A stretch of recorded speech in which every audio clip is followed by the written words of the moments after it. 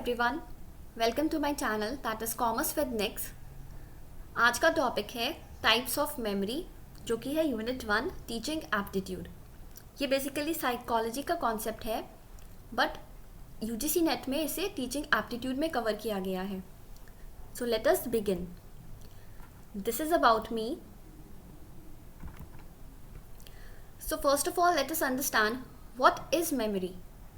Memory is the cognitive process. Cognitive process means it is related with the mind, through which we encode, store and retrieve the information over time.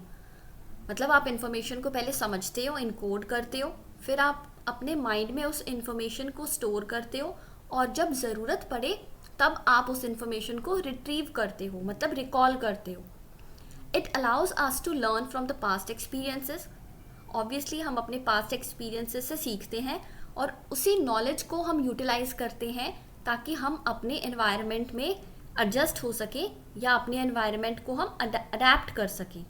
उस knowledge को कैसे new environment में adjust करना है वो हम memory के help से ही करते हैं, अपने पास्ट एक्सपीरियंसेस के हेल्प से करते हैं। So memory can be short term as well as long term. Classification of memory, short term memory, long term memory. अब लॉन्ग टर्म में टाइप्स हैं आगे, जैसे कि एक्सप्लिसिट और इम्प्लिसिट। एक्सप्लिसिट में आगे दो पार्ट्स हैं, एपिसोडिक और सिमेंटिक। और यहाँ पे इम्प्लिसिट में प्राइमिंग और प्रोसीजरल। आपको ये भी याद रखना है कि कौन सा टाइप किस कैटेगरी में है, और एक्सप्लिसिट और इम्प्लिसिट भी इनके मेन टाइप्स हैं। एक्सप्लिसिट को हम कहते हैं डेक्लरेटिव मेमोरी और इस इम्प्लिसिट को हम कहते हैं नॉन डेक्लरेटिव। अब नॉन डेक्लरेटिव क्यों कहते हैं? क्योंकि इसे हम डायरेक्टली वर्ड्स में एक्सप्रेस नहीं कर पाते, इसे हम ईजिली वर्ड्स में एक्सप्रेस नहीं कर पाते। ओके, बट एक्सप्लिसिट जो है ये डायरेक्ट है। जैसे फैक्ट्स होते हैं ना, फैक्ट्स होते हैं, इंफॉर्मेशन होती है, तो उसको तो आप डायरेक्टली बोल के एक्सप्रेस कर सकते हो। सो दैट इज एक्सप्लिसिट। और एक्सप्लिसिट को, मेमोरी को आपको रिकॉल करने में एफर्ट्स लगते हैं। यस, कॉन्शियसली आपको उस मेमोरी को रिकॉल करना पड़ेगा, बट इम्प्लिसिट क्या है? अनकॉन्शियस, मतलब एफर्टलेस है ये।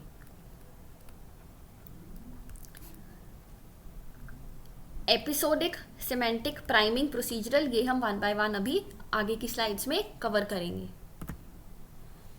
So again you can see explicit, जिसे हम कहते हैं डेक्लरेटिव, कॉन्शियसली हमें इसे रिकॉल करना पड़ता है। और इम्प्लिसिट क्या है? नॉन डेक्लरेटिव, इसे कॉन्शियसली रिकॉल करने की ज़रूरत नहीं पड़ती। सिमेंटिक क्या है? फैक्ट बेस्ड है। एपिसोडिक क्या है? हमारी लाइफ की पर्सनल एक्सपीरियंसेस से रिलेटेड हैं। प्रोसीजरल मतलब कि मोटर स्किल्स, मूवमेंट से रिलेटेड है, जहाँ पे आपको कुछ फंक्शंस या कुछ स्किल्स आपको चाहिए, तभी आपको मतलब वो मेमोरी आपके माइंड में लॉन्ग टाइम तक वो स्टे करेगी। और इमोशनल मतलब कि प्राइमिंग की यहाँ पे बात हो रही है।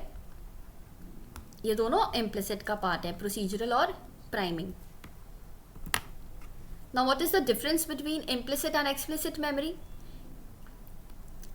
This slide might be a bit hazy for you, so I am reading it, okay? Implicit memory, such as learning to ride a bike, takes time and many attempts to build up. Yes, अगर आप bicycle चलाना सीख रहे हो या कोई भी skill सीख रहे हो या कोई म्यूजिकल इंस्ट्रूमेंट को बजाना सीख रहे हो, तो ऑब्वियसली टाइम लगेगा, बट एक बार आपके माइंड में वो चीज़ बैठ गई तो वो लॉन्ग टाइम तक रहेगी। आपको एफर्ट्स नहीं लगेंगे उस स्किल को रिकॉल करने में। सो that is implicit memory. But explicit memory क्या है? फैक्ट बेस्ड है, कोई इन्फॉर्मेशन है, जैसे कि learning a page of history और a telephone number is more immediate and implies a smaller effort. Explicit memory क्या होगा? फेड हो जाएगी विद टाइम। अगर आप उसको दोबारा से रिकॉल या रिफ्रेश नहीं करोगे तो आप भूल सकते हो उस मेमोरी को। सो दैट इज एक्सप्लिसिट। तो इसीलिए एक्सप्लिसिट को रिकॉल करने में कॉन्शियस रिकॉल की ज़रूरत होती है और इसे रिकॉल करने में भी टाइम लगता है अगर आपने इसको टाइम टू टाइम रिफ़्रेश नहीं किया।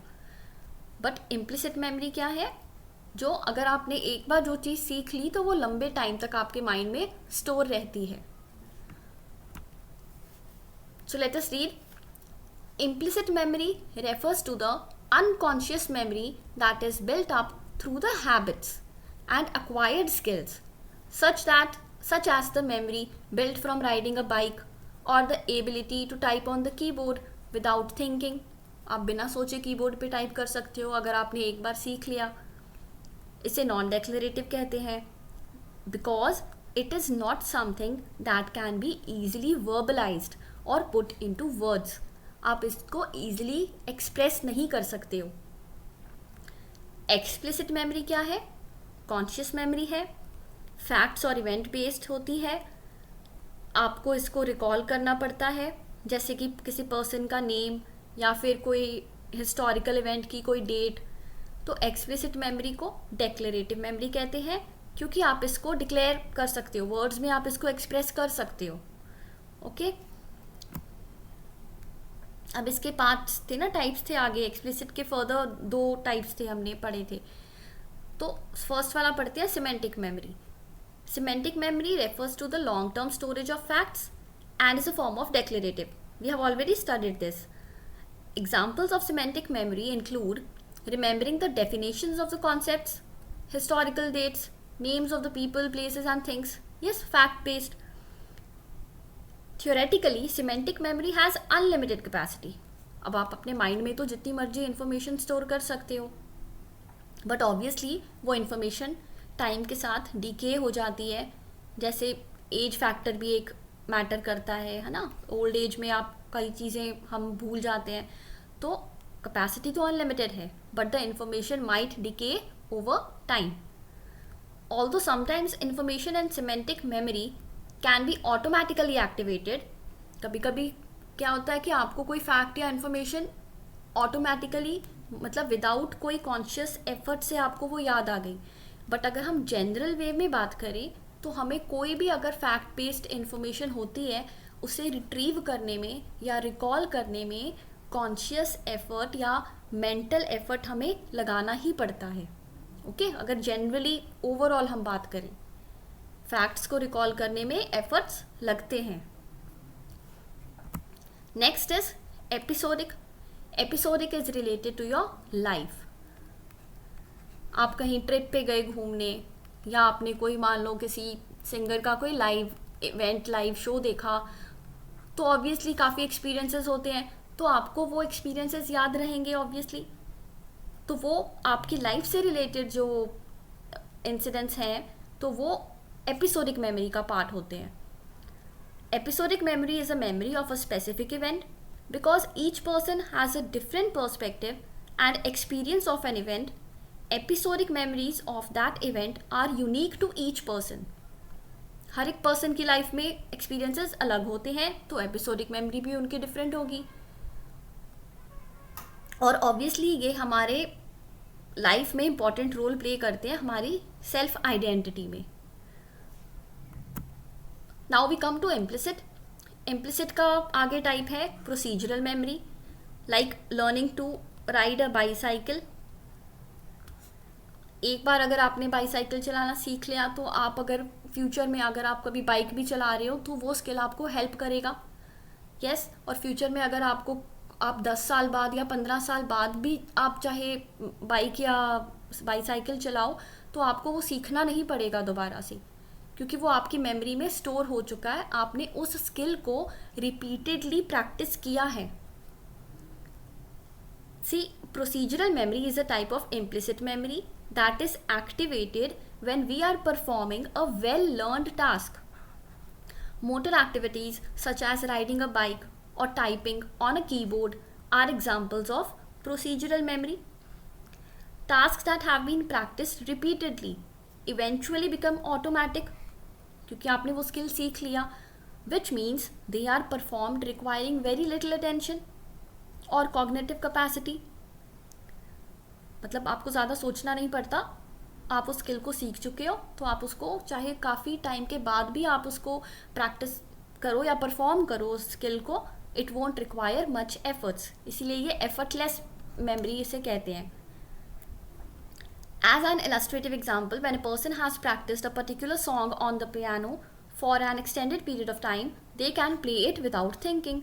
अगर आपने पियानो बजाना सीख लिया या गिटार प्ले करना सीख लिया तो आप बिना सोचे उस चीज़ को परफॉर्म कर सकते हो. Implicit का सेकेंड पार्ट है priming. Another type of implicit memory is priming, which occurs when a person is exposed to one stimulus. अब स्टिमुलस क्या होता है, मतलब कि कोई ऐसी चीज़ या आपके इन्वायरमेंट में कोई ऐसा चेंज हुआ जिसको आप क्या कर रहे हो, आप रिस्पॉन्ड कर रहे हो. मतलब कोई ऐसा चेंज जो आपको ट्रिगर कर रहा है कि आप उस पर रिएक्ट करो, दैट इज स्टिमुलस, उसे स्टिमुलस कहते हैं. अब देखो क्या है, which occurs when a person is expose to one stimulus then later reacts to a similar stimulus without consciously recalling why. एक स्टिमुलस है, आप उस चीज़ को आपने रिस्पॉन्ड किया तो उसे कहते हैं हम प्राइमिंग. जैसे कि अगर आपने कोई स्कैरी मॉन्स्टर मूवी देखी, अब आप वो मूवी देख के इतना आप डर गए तो जब आपने स्पाइडर देखा तो आप शाउट करने लगे, तो ये क्या हुआ, आपने रिएक्ट किया. सो इसे ही हम कहते हैं प्राइमिंग. ये एक और चार्ट है, इसमें मतलब लॉन्ग टर्म तो हमने पढ़ लिया, declarative, explicit, yes, non declarative, implicit, episodic हमने पढ़ा, सिमेंटिक भी कर लिया, प्रोसीजरल हमने पढ़ा और प्राइमिंग. शॉर्ट टर्म मेमोरी के कोई टाइप्स नहीं थे, short term memory is working memory. Sensory यहाँ पे एक न्यू टाइप है. सेंसरी में आप 3 टाइप्स है, देखो, हैप्टिक, एक्ोइक और iconic. Haptic is related to the touch, echoic echo है ना, echoic is related to the sound और iconic is related to the visual images. Okay, visual images. अब ये दो जो है associative and non associative, remember it comes under non declarative और implicit. किस कैटेगरी के अंदर आ रही हैं, लॉन्ग टर्म के अंदर, बट लॉन्ग टर्म के अंदर भी किस में आ रही हैं, इम्प्लिसिट का पार्ट है. ओके, नॉन डेक्लेरेटिव का मतलब जिसको हम एफर्टलेसली रिकॉल कर पाते थे.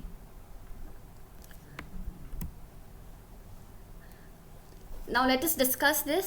देखो, associative learning and non associative. Associative क्या है, अनरिलेटेड स्टिमुले के बीच जब आप मतलब कोई कनेक्ट करते हो आप उसको, तो उसे कहते हैं associative. Now many students might think that associative है तो स्टिमुली भी रिलेटेड होंगे, बट नहीं, यहाँ पे ये आप थोड़ा ध्यान देना, यहाँ पे अनरिलेटेड स्टिमुली है.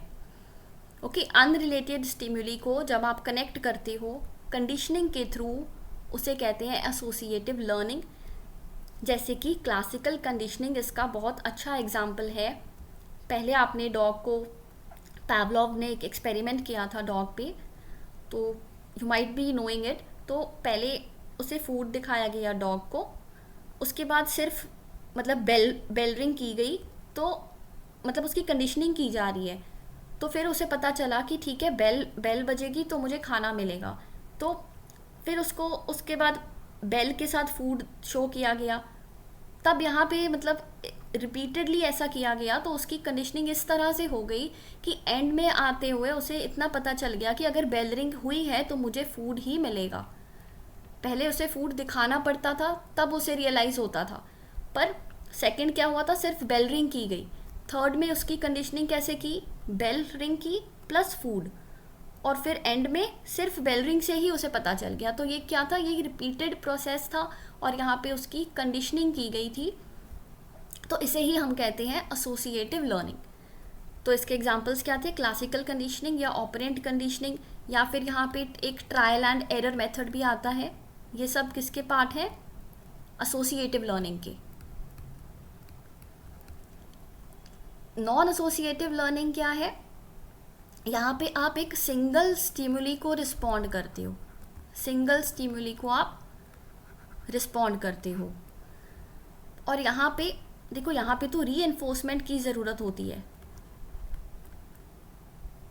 रीइंफोर्समेंट की, यहाँ इसमें एसोसिएटिव में रीइंफोर्समेंट की ज़रूरत होती है। बट ये जो नॉन एसोसिएटिव है ये होता है विदाउट रीइंफोर्समेंट,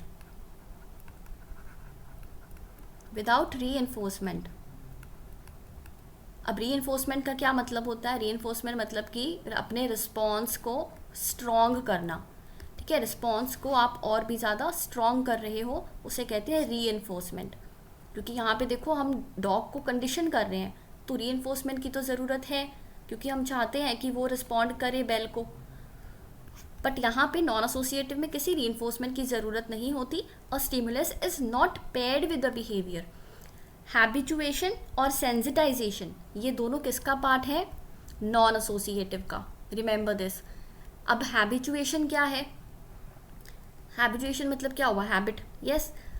अब मान लो आपके क्लासरूम के बाहर बहुत ज़्यादा शोर हो रहा है और डेली होता है वो शोर, और आपको उस चीज़ की, मान लो कोई कंस्ट्रक्शन वर्क चल रहा है, तो आपको उस चीज़ की, उस नॉइज़ की इतनी ज़्यादा हैबिट हो चुकी है कि आप after a like certain period of time you will not respond to that noise, क्योंकि वो स्टिम्युली आपके लिए इररेलेवेंट है, तो आप उस स्टिम्युली को क्या करोगे? इग्नोर करोगे। So that is habituation.